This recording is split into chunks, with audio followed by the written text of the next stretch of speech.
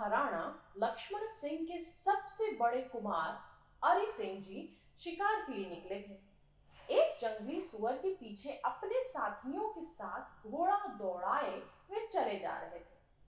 सुअर इन लोगों के भय से एक बाजरे के खेत में घुस गया। उस खेत की रक्षा एक बालिका कर रही थी। वह मचान से उतरी और खेत के बाहर आकर घोड़ों के सामने खड़ी हो गई।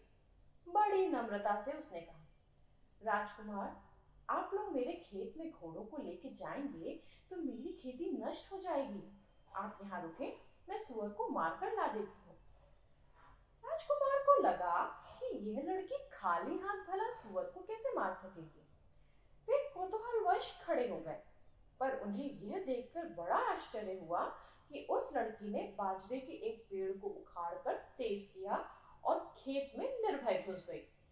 थोड़ी ही देर में उसने सुअर को मारकर राजकुमार के सामने लाकर रख दिया। वहां से राजकुमार अपने पड़ाव पर आए। जब वे लोग स्नान कर रहे थे, तब एक पत्थर आकर उनके एक घोड़े के पैर में लगा, जिससे घोड़े का एक पैर टूट गया। वह पत्थर उसी किसान की लड़की ने अपनी मचान से पक्षियों को उड़ाने के लिए फेंका था।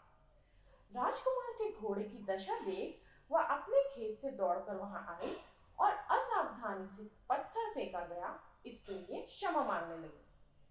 राजकुमार बोले, तुम्हारी शक्ति देखकर मैं आश्चर्य में पड़ गया हूँ।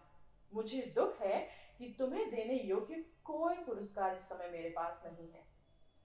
उस लड़की ने कहा, अपनी गरीब प्रजा पर आप कृपा रखें, यही मेरे लिए बहुत बड़ा पुरस्कार है। इतना कहकर उस समय वह चली गई।